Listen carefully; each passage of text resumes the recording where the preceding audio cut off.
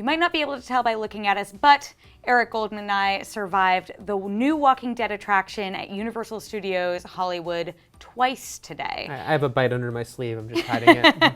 I'm Terri Schwartz. This is Eric Goldman. And if you don't know already, there is a new ride-ish experience at Universal Studios Hollywood that is called the Walking Dead attraction. It's not a roller coaster. It's not anything. You sit down, buckle in, strap on. It's a walk-through attraction, but it basically brings you through the first 6 seasons of the show. And Greg Nicotero, who worked closely with John Murdy from Universal Studios on this, said it can actually be updated for future seasons. So we went through, we saw Bicycle Girl, we saw some crazy stuff going down at the prison.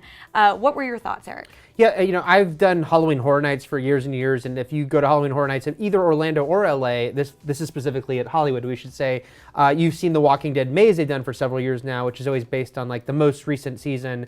And so, yeah, this is kind of a version of that. It's a haunted house, if you will, but it's an overview of the series overall and kind of picks and chooses some cool moments and set pieces you'll recognize. And I liked it a lot as far as I think it's really cool visually how they put it all together. And what I really like about it is it's a very multimedia experience. Mm-hmm. There are animatronic walkers in there. There is some animation almost, like silhouettes we see behind windows. There's some video footage. And then there are actual live people. There are actors, scare actors they call them, who are just dressed like walkers coming out at you. So it's all a really cool way to combine all those elements, I thought. I don't know if it was scary that much, but as far as like just a cool, like taking it all in, I like that quite a bit. So if you've been to one of the Walking Dead mazes at Halloween Horror Nights, both in Orlando or in Hollywood, then you'll know they actually do have scare actors who dress up, get the full Walking Dead makeup experience, and look like zombies running around the maze. And they have that here too. There were a couple who got me. There were a couple where I was, taking some photos or something because it was a press event, and all of a sudden I turn around and there's a walker right up in my face. So that was cool, but I agree. It wasn't necessarily scary. And I feel like they did tone it down a little bit even from Halloween Horror Nights, simply because this is a year-round attraction and these are family theme parks. Yeah, it's interesting. They've talked about that, and there is going to be a warning about people under 13. But at the same time, they do have to, it's kind of funny, right? It's in the middle of a theme park. We were there in the middle of the day, and it's going to be open in the middle of the day. And right down the one road is the Minions ride, and right down the other road is the SpongeBob SquarePants thing going on. And then there's The Walking Dead. So I think you might be right in that it is a little toned down, although it's technically I think more impressive than what they do in Halloween Horror Nights, simply because Halloween Horror Nights is not designed to be there permanently, right? Even the makeup and prosthetics is better here. I know they've designed some really cool sort of masks that really move with the faces of the performers. So it's actually a higher standard for what they're doing technically, but I think you're right that maybe they did pull back a little, and there's not as much. There's some blood on the ground, but it's not quite as nasty as it might be at Halloween Horror Nights. Yeah, not as many jump scares. I will say that my 2 favorite things, first of all, was how they did Bicycle Girl. Yep. This is like the most iconic walker on The Walking Dead. I was on the set for that. It was just so impressive, but the whole way that they pulled off this walker, it's the one that Rick finds right when he first leaves the hospital, and she's basically losing half her body. Well, a lot of that was accomplished with CGI on the show. You can't really pull that off in the same way here, so they actually have an animatronic that is moving around and crawling on the ground. It's executed so well. We walked through twice, and it looks really creepy and cool.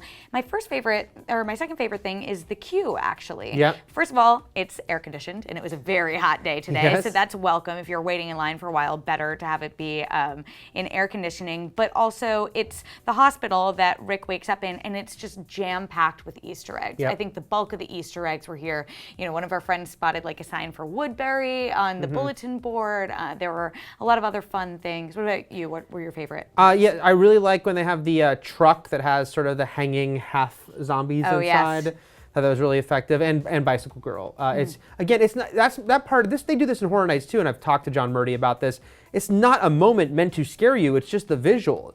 it's just like, that's really creepy, to see her climbing around like that. So I thought that was great. And like you said, the queue is very cool. I think that there's probably a ton more there that we didn't even notice yet. Yeah, I definitely noticed a lot more my second time through than my first. And I should also say that we definitely didn't see this under the optimum circumstances because it was a press event. So everyone around us was filming. There was a camera crew ahead of us. The guy with a luchador mask. Guy with a luchador mask and a blonde wig on. So this is not the atmosphere that most people will be walking through it. And I will say I was happy because the first time I went through it, the one big scare I got was right at the end. One of those performers did a very good job of getting me. But I'm also one of those people, when I go to horror nights, I like to be scared, but I also just admire all the work that goes into it. I hate being scared. I seriously, I've learned from going to enough of these press events where the character is going to come from. So I'm like, I don't know if you saw me doing this. I was actually looking around corners, like, all right, check every corner. Is someone going to jump out at me? They still got me a couple times. But they're good. Some of them are very good.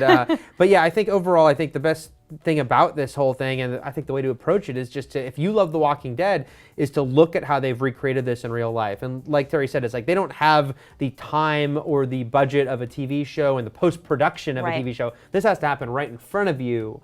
And that being said, I think it's really cool what they've pulled off here. And I'm guessing, like a lot of these horror night mazes, sometimes you'll go through and you might get a lot of scares and sometimes none, because it all depends on timing and the performers, like you said.